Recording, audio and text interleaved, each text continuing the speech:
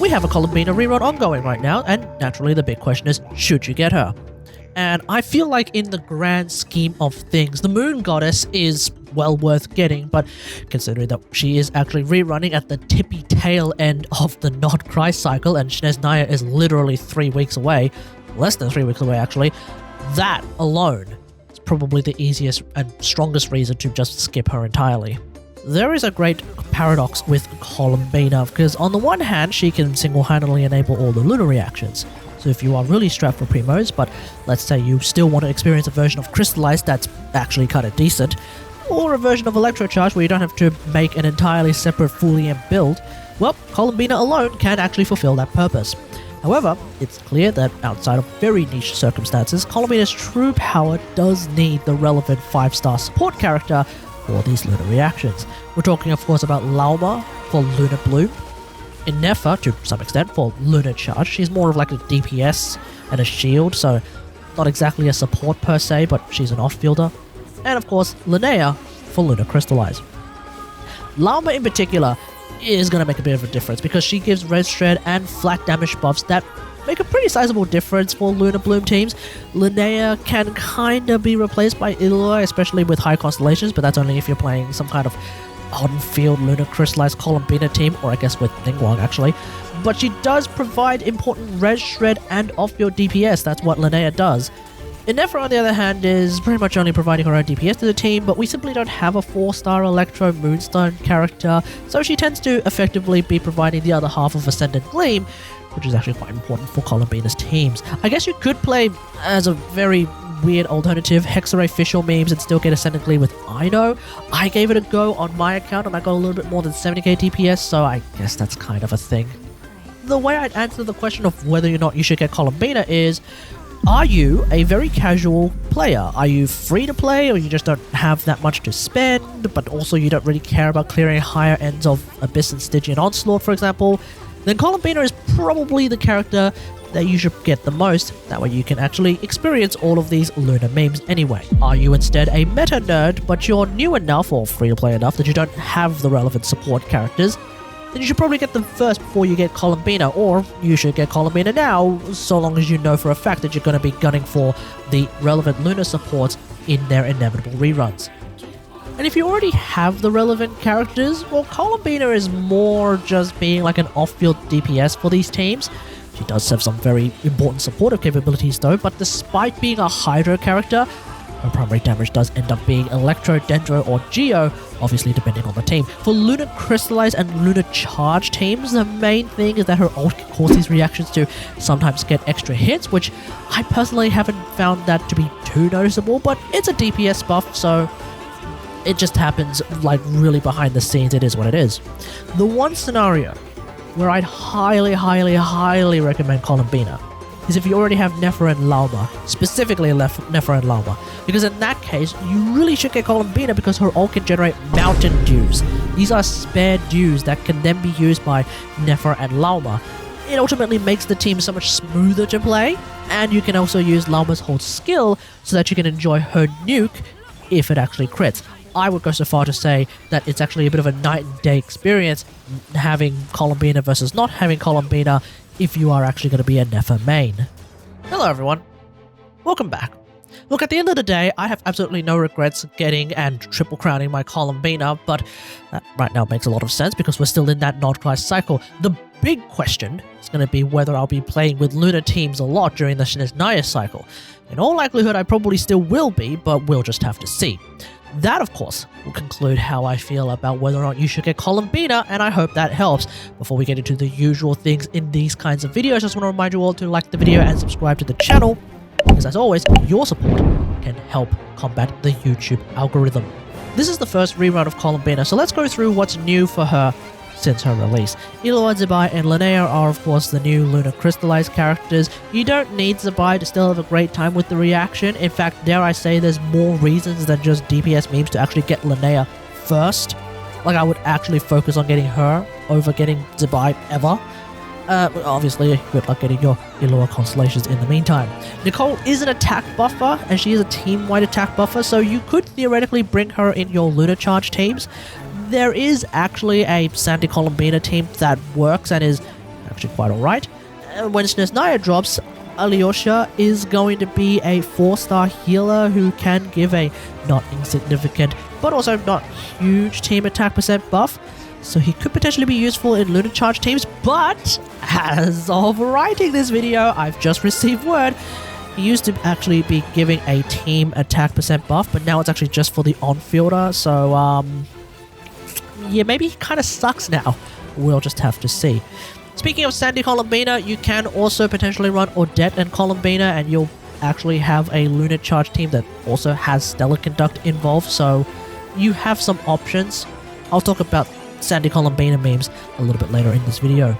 Now, when it comes to Columbina's teams, well, first off, you really should be playing with Ascendant Gleam unless you're really free to play and you're really casual and you just want to experience the reactions, but even then, I know exists, so you really should be playing Ascendant Gleam. Secondly, her teams are really straightforward, as having 3 archetypes and there being variations within her archetypes, that's basically it. And in each of these archetypes, I'd say there are some subcategories, such as having the dedicated on-fielder, or you could actually have a crack at being creative. What do I mean by that? Well, let's just go through each of them. Let's start off with Lunar Bloom. Now, this one is relatively straightforward. You do have the standard Nefer team. Of course, the final slot has always been controversial, but in my experience, C6 Yehoda is oddly quite alright, despite everyone else dunking on her in favor of Instructor Sucrose that results in a rotation that, in my opinion, sounds way too dank for me. Otherwise, if you happen to have C2 Nahida, or hell, even C2 Miko, I believe those are stronger options than even C6 Yehoda, so I would probably recommend them if you can. My personal favourite remains the more generic-looking Triple Dendro Nefer team with C2 Nahida. Alternatively, you can ditch the Nefer and actually run DPS Columbina. Now, in this kind of team, the goal is to not just rely on Columbina's own direct Lunar Bloom DPS, but also the Bloom Seeds themselves. There's probably a dozen variations of this team, but the two that I like involve either Nilou or, I guess, my C6 Miko. A proper Nilou setup obviously results in rapid-fire bloom explosions, whilst giving some additional buffs, especially if you have C2 Nilou, especially if you have R1 Nilou. C2 Miko, or C6 God Miko, can of course give some buffs, while also triggering the hyper blooms themselves. Meanwhile, there's Lunar Crystallize, arguably even more straightforward, because you have, of course, the standard Zabai team, but I'd say just drop the Zabai, even if she's currently the strongest DPS in the game, and instead enjoy some Ningguang or Noelle gameplay. Or Ito, he actually works in this team as well. To that end, my favorite Lunar Crystallize team, funnily enough, also involves C6 Yehoda for even more Hydro App to try and support more of Ningguang's Geo App for more Lunar Crystallize turret attacks. If I ever managed to get C6 Illua, he should be stronger than C6 Yehoda, even for someone like Ningguang, because Illua, funnily enough, is actually a pretty decent support for someone like Ningguang.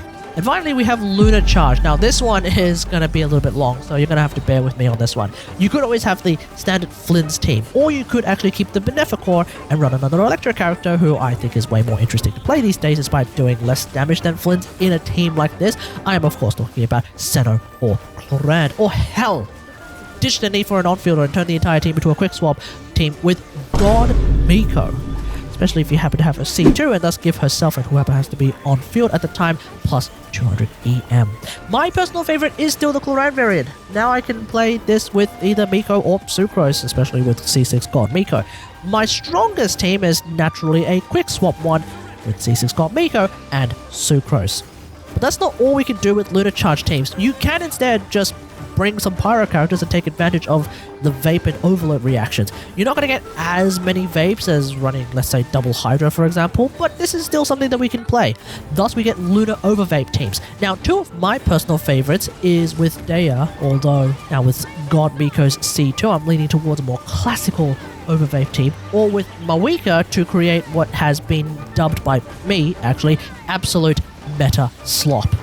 And now, as it turns out, you can actually play a Sandy Bineffa team, but not with double cryo. Too much cryo and you pretty much block the Lunar Charge Thunderclouds from showing up, and that shuts down the DPS from Bineffa, so I definitely don't recommend that. Right now, Sandy Bineffa with Miko or Beidou is actually my favorite option, but when Snezhnaya drops, you could run Alyosha. Again, he's now going to be apparently an on-fielder buff instead of a team buff, so That kind of sucks, but at least you have a healer. Or next patch, hell, chuck in Odette and you can play Sandy Bineffa and still get, again, Stellar Conduct and Lunar Charge. We'll just have to see.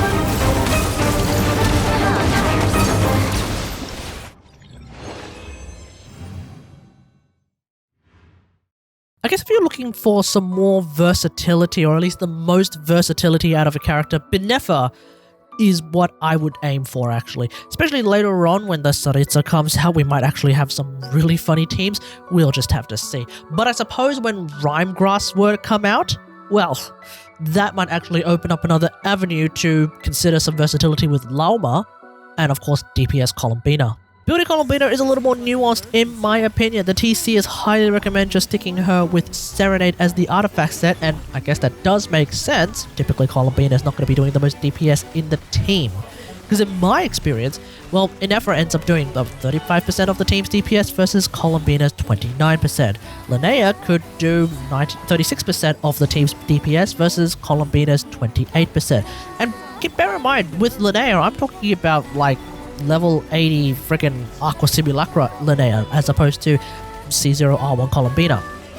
Therefore, it would make the most sense for Columbina to be on Serenade whilst Bineffa and Linnea are on Morningstar. However, I still maintain that in the grand scheme of things, if you can actually farm a particularly nice looking Morningstar set, I would actually keep that on Columbina. Now, why is that?